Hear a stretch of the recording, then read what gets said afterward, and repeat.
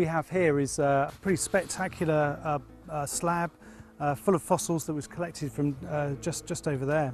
And we've got absolutely exceptionally preserved and complete brittle star. You can see the body here and the mouth in the middle. There's likely to be a new species. It's the quality of preservation, it's the number of fossils that we're finding, but it's also the diversity. It's really unprecedented in geological sites of this age across the world.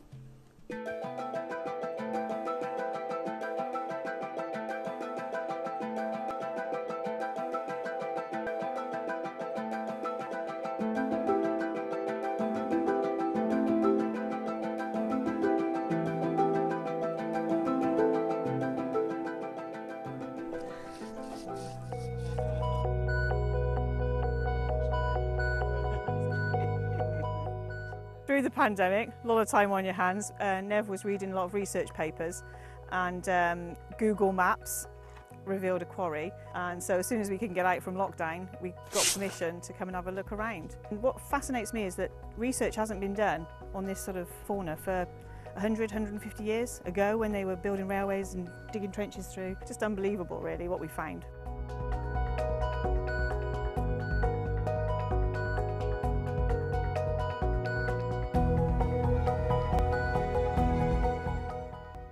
I have never experienced field work in my fairly limited experience where you literally find things every slab you turn over. It's amazing. So there was loads and loads of nutrients in the water for all of these ancient sea animals to be living on, and then there was some sort of earthquake or something which then caused an underwater mud flow which has then covered all of this over, and that is why the preservation is so amazing.